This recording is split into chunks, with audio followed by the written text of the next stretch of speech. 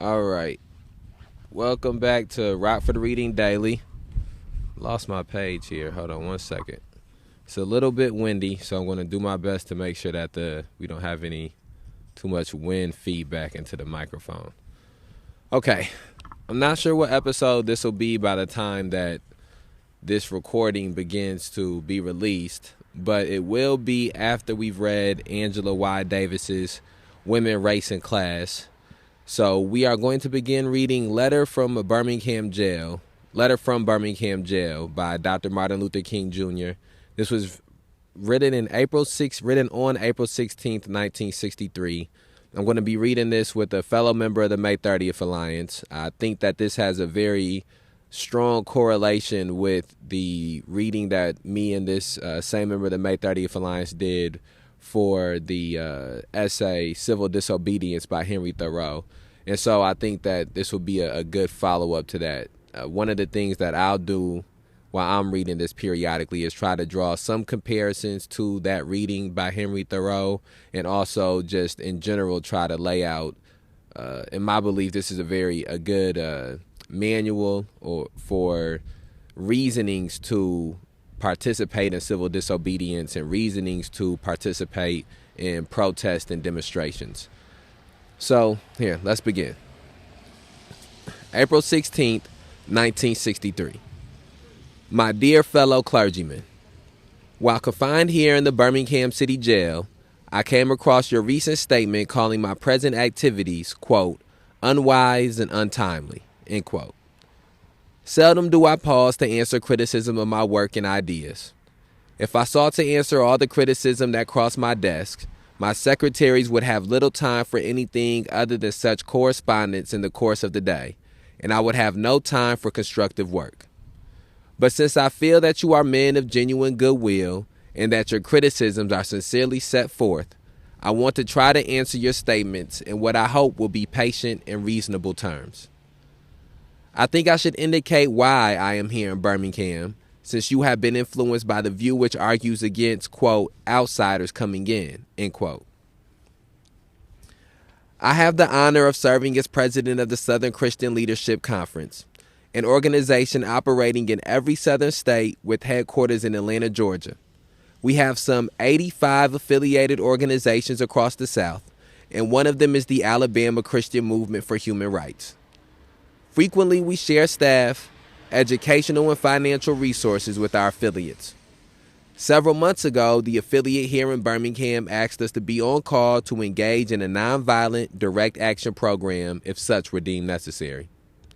We readily consented, and when the hour came, we lived up to our promise. So I, along with several members of my staff, am here because I was invited here. I am here because I have organizational ties here. But more basically, I am in Birmingham because injustice is here. Just as the prophets of the 8th century BC left their villages and carried their, quote, thus saith the Lord, end quote, far beyond the boundaries of their hometowns, and just as the Apostle Paul left his village of Tarsus and carried the gospel of Jesus Christ to the far corners of the Greco-Roman world, so am I compelled to carry the gospel of freedom beyond my own hometown. Like Paul, I must constantly respond to the Macedonian call for aid. Moreover, I am cognizant of the interrelatedness of all communities and states. I cannot sit idly by in Atlanta and not be concerned about what happens in Birmingham. Injustice anywhere is a threat to justice everywhere. We are caught in an inescapable network of mutuality, tied in a single garment of destiny. Whatever affects one directly affects all indirectly. Never again can we afford to live with the narrow, provincial, quote, outside agitator, end quote, idea. Anyone who lives inside the United States can never be considered an outsider anywhere within its bounds. Okay, I'm going to take a moment to reflect upon those passages that we just read. There's somewhat of a switching of the subject that begins to come up in these next paragraphs. So I want to try to tackle the idea of the outside agitator narrative that was put forth regularly during this time period when people from different areas and people from different organizations would come to the South to participate in these direct actions. A lot of times, people from the North would come and be part of these direct actions. The Freedom Rides were a case of that. Some of these sit-in demonstrations that were taking place in the early '60s and mid '60s were cases of that. And I think that one of the philosophies that we can use here in the current times we are in when it comes to struggling against police terrorism, mass incarceration, and racial injustice is the philosophy that as long as you are inside the United States, that there is no other place you can go and be considered an outside agitator.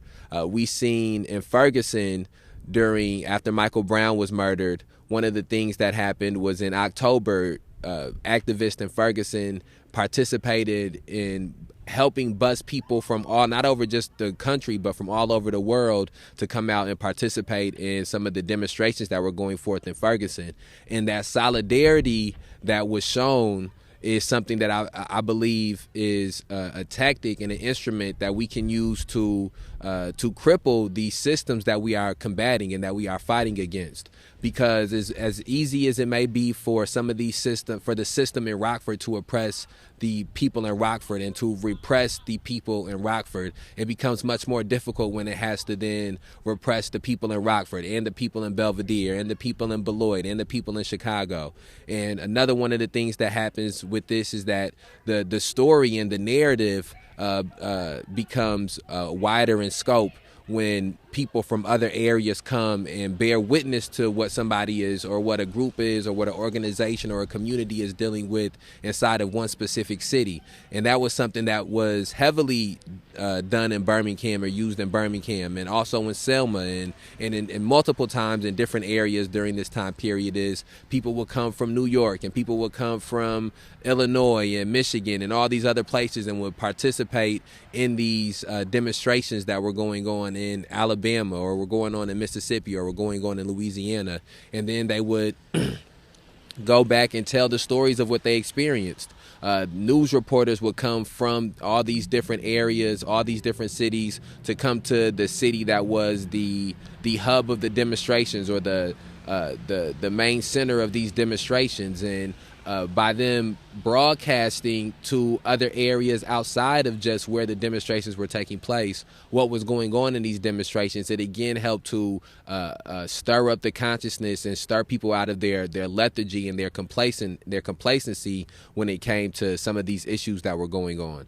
And as we've seen here specifically when it comes to the issue of police terrorism in Beloit, in DeKalb, there were officer-involved shootings that happened, and it was through trying to communicate with people that lived in those areas that we got information about those officer-involved shootings, but we also seen the limitations that we could go to try to raise awareness to these officer-involved shootings and try to participate in trying to get justice for these officer-involved shootings because of the fact that there wasn't a stronger interconnectedness with some of these other cities, with some of these other areas. And so I think that we can learn lessons from the past when Dr. King speaks about the affiliates that he had, that the Southern Christian Leadership Conference had throughout the area and how they relied upon each other and leaned upon each other for assistance when it came to financial issues and also when it came to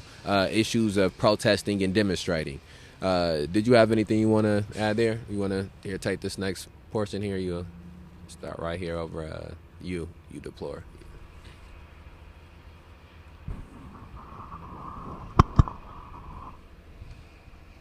You deplore the demonstrations taking place in Birmingham, but your statement, I am sorry to say, fails to express a similar concern for the conditions that brought about the demonstrations.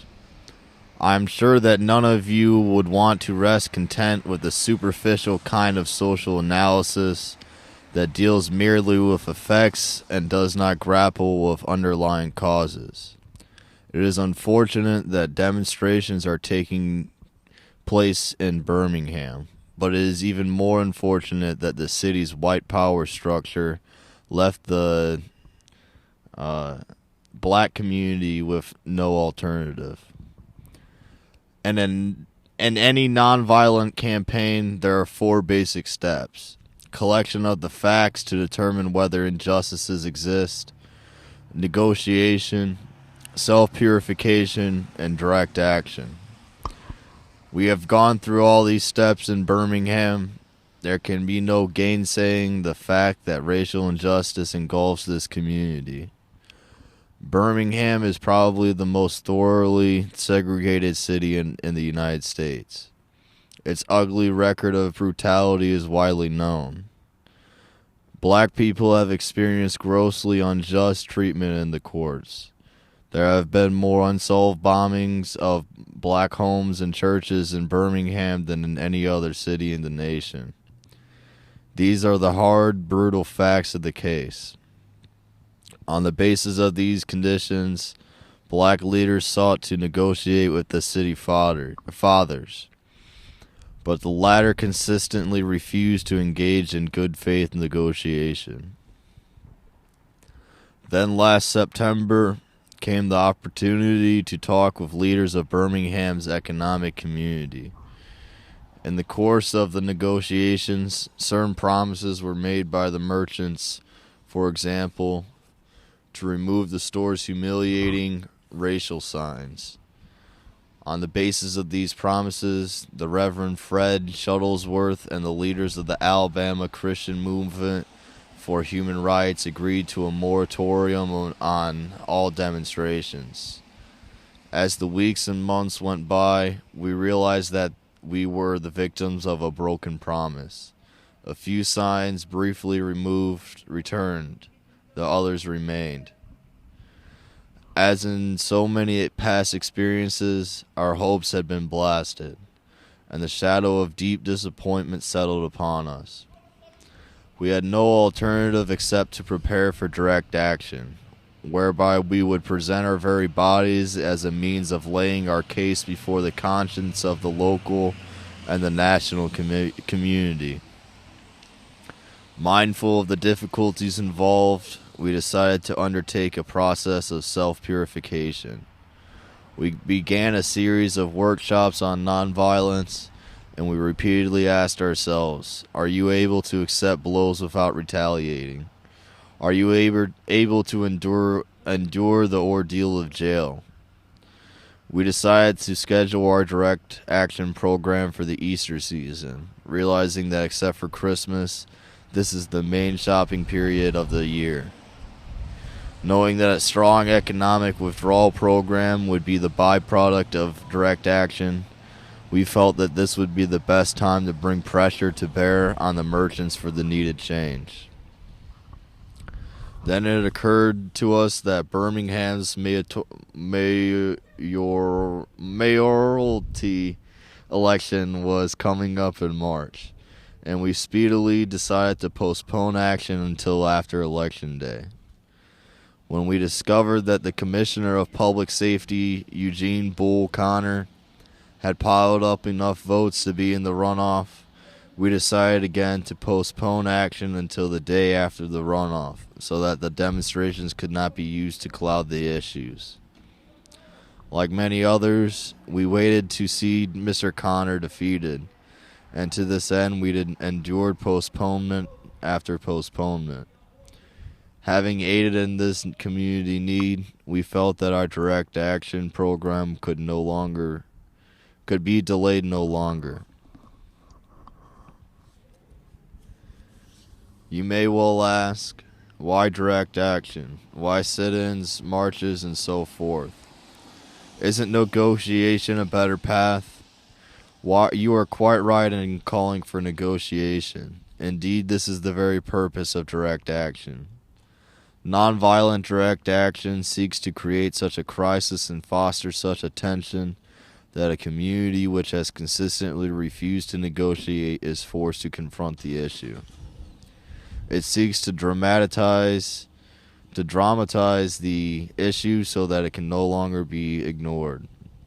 My citing the creation of tension as part of the work of the nonviolent resistor may sound rather shocking, but I must confess that I am not afraid of the word tension. I have earnestly opposed violent tension, but there is a type of constructive, nonviolent tension which is necessary for growth. Just as Socrates felt that it was necessary to create a tension in the mind so that individuals could rise from the bondage of myths and half-truths to the unfettered realm of creative analysis and objective appraisal, so must we see the need for nonviolent gadflies to create the kind of tension in society that will help men rise from the dark depths of prejudice and racism to the majestic heights of understanding and brotherhood.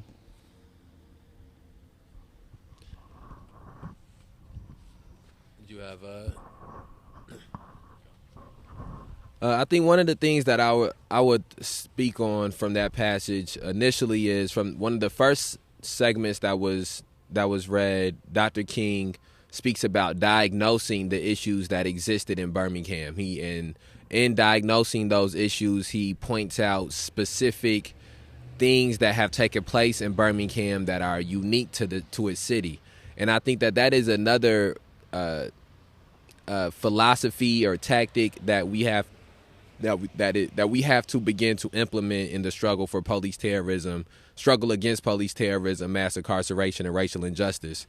And I believe that that's something that the May 30th Alliance has put at the forefront of our actions and of our philosophy, is not simply just saying that police terrorism exists, not simply just saying that mass incarceration and racial injustice exists in Winnebago County and in Rockford, Illinois, but diagnosing it and being able to articulate and inform people all the different ways that it manifests, whether that be when it comes to racial injustice and police terrorism, pointing out how black people get pulled over 3 times as often as white people in Rockford, Illinois by the Rockford Police Department, and there is 3 times as many white people that live in Rockford, Illinois, whether that's pointing out when it comes to racial injustice, the RPS school district 205 versus People Who Cares lawsuit, which goes into detail speaking about the type of segregation that was done in the educational system in Rockford, Illinois for decades.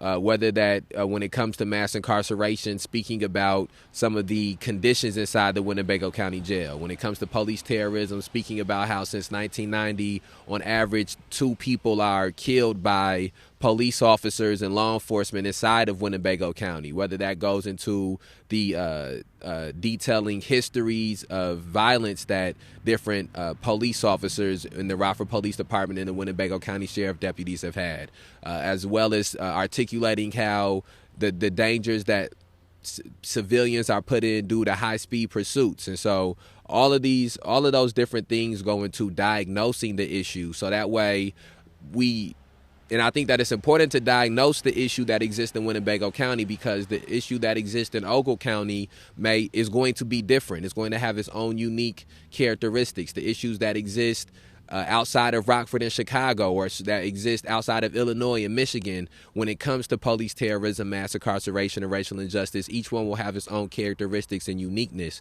And in order for us to accurately and adequately combat these things, we must know the specific characteristics and uniqueness that these issues have in all the different areas that they are in.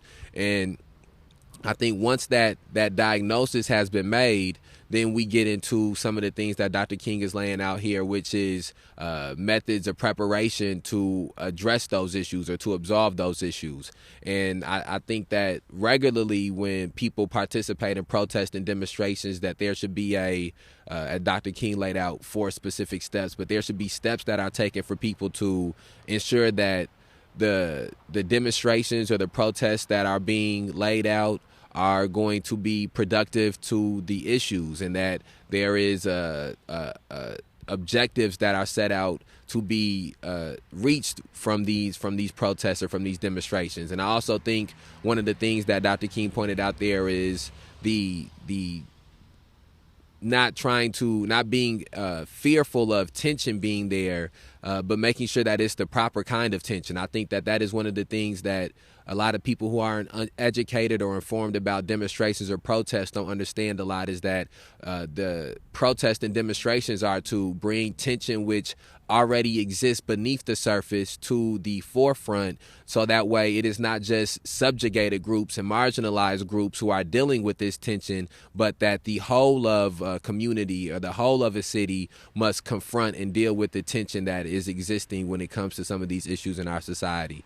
And before I begin to read again, I just think that as one of the parts that I believe is that sort of separates the Letter from a Birmingham Jail from Civil Disobedience by Thoreau is that Dr. King lays out a philosophy and thought pattern that is a little bit more easy to put actions to than some of the philosophies and thought patterns that Thoreau laid out, specifically because Dr. King was part of an organization that was actively taking actions to try to absolve themselves of some of the issues that were existing. Yeah. Where'd you say you was at? Oh, yeah.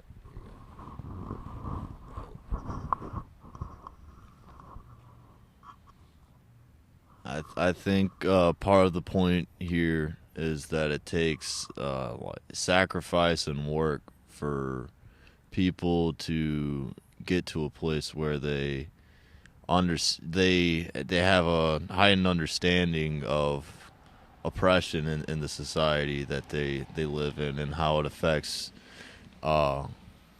each different people differently, and how we're all interconnected, and injustice directly against one person directly affects all of us, and it takes knowledge that has to be worked for to be able to understand how these systems of oppression work, and how best we can go about addressing them and bringing tension to the surface to try to bring about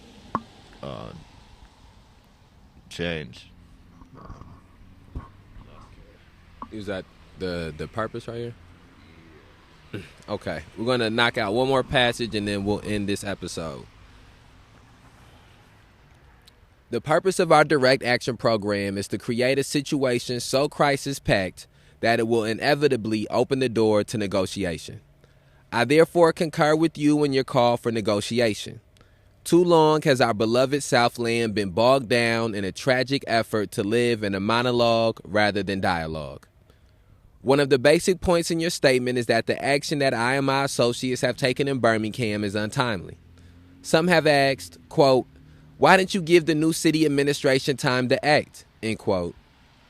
The only answer that I can give to this query is that the new Birmingham administration must be prodded about as much as the outgoing one before it will act. We are sadly mistaken if we feel that the election of Albert Boutwell as mayor will bring the millennium to Birmingham. While Mr. Boutwell is a much more gentle person than Mr. Connor, they are both segregationists, dedicated to the maintenance of the status quo. I have hope that Mr. Boutwell will be reasonable enough to see the futility of massive resistance to desegregation, but he will not see this without pressure from devotees of civil rights. My friends, I must say to you that we have not made a single gain in civil rights without determined legal and nonviolent pressure. Lamentably, it is an historical fact that privileged groups seldom give up their privileges voluntarily. Individuals may see the moral light and voluntarily give up their unjust posture, but, as Reinhold Niebuhr has reminded us, groups tend to be more immoral than individuals. We know through painful experience that freedom is never voluntarily given by the oppressor. It must be demanded by the oppressed. Frankly, I have yet to engage in a direct action campaign that was, quote, well-timed, end quote, in the view of those who have not suffered unduly from the disease of segregation. For years now, I have heard the word, quote, wait, end quote. It rings in the ear of every black person with piercing familiarity. This, quote, wait has almost always meant, quote, never, end quote. We must come to see with one of our distinguished jurists that, quote, justice too long delayed is justice denied, end quote. We have waited for more than 340 years for our constitutional and God-given rights.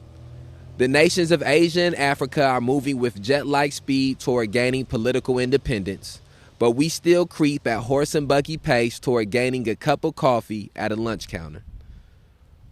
Perhaps it is easy for those who have never felt the stinging darts of segregation to say, quote, wait, end quote.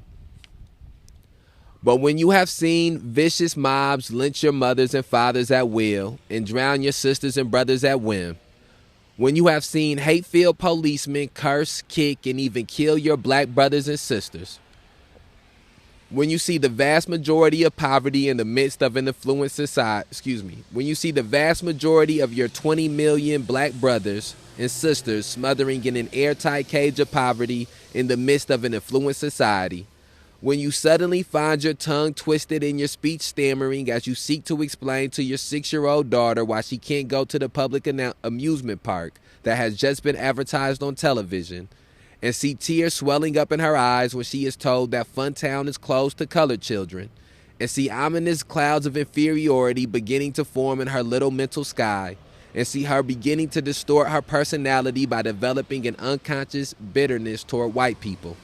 When you have to concoct an answer for a 5-year-old son who is asking, quote, Daddy, why do white people treat colored people so mean, end quote. When you take a cross-country drive and find it necessary to sleep night after night in the uncomfortable corners of your automobile because no motel will accept you. When you are humiliated day in and day out by nagging signs reading, quote, white, end quote, and, quote, colored, end quote.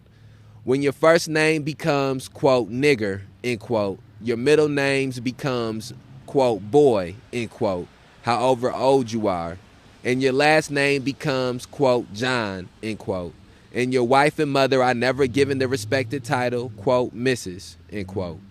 When you are harried by day and haunted by night by the fact that you are a black person, living constantly at tiptoe stance, never quite knowing what to expect next, and are plagued with inner fears and outer resentments, when you are forever fighting a degenerating sense of, quote, nobodiness, end quote, then you will understand why we find it difficult to wait. There comes a time when the cup of endurance runs over and men are no longer willing to be plunged into the abyss of despair. I hope, sirs, you can understand our legitimate and unavoidable impatience. And I think that's a perfect place to end off this first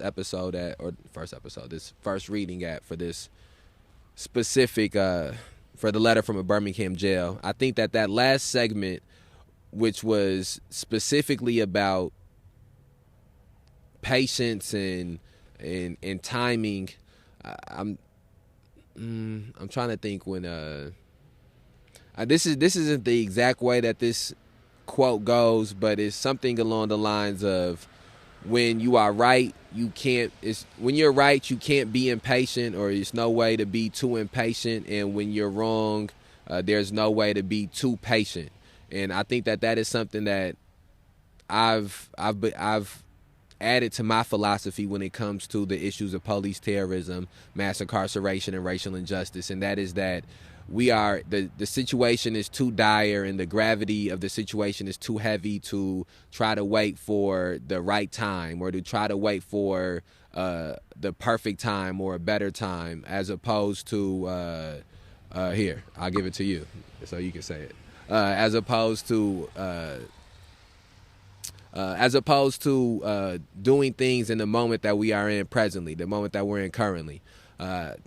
Specifically because of the fact that these issues are not issues that have just recently manifested themselves or that have just manifested themselves today or a year ago or 2 years ago, 5 years ago. When we speak about the issues of police terrorism, Dr. King just pointed out here in a letter that was written in 1963 how black people are routinely and regularly being murdered by police officers. When it comes to the issue of mass incarceration, we're reading Dr. King in 1963 writing about these issues from inside of a jail. when it comes to the issues of racial injustice, we're reading how in 1963 black people are being lynched and being murdered in the streets by white vigilantes. And we just had in 2021 a trial that took place for the murder of Ahmaud Arbery, where a black man was lynched in Georgia in the streets in the South. And so it's clear that these issues that exist have been in existence for an extremely long time. And it's going to take us in an honest aspect and an honest assessment an extremely long time to adequately absolve ourselves and our society of these issues. But it's not something that is going to, a good time is going to present itself. It's something that we have to every day from this point forward, or from wherever point forward it may be for you, begin to struggle against these things, begin to actively try to fight against these things, and not simply just trying to change laws or change policies, but changing the consciousness of the communities that we live in, changing the ideology and philosophy and thought patterns of the people that we interact with on a daily basis. And I think that for me, one of the things that's important about the Letter from Birmingham Jail is that Dr. King is doing something twofold. One of the things that the specific letter is doing is he's addressing members of his clergy. He's addressing members of a community that he's a part of, and he's addressing their thought patterns. He's addressing their consciousness. He's addressing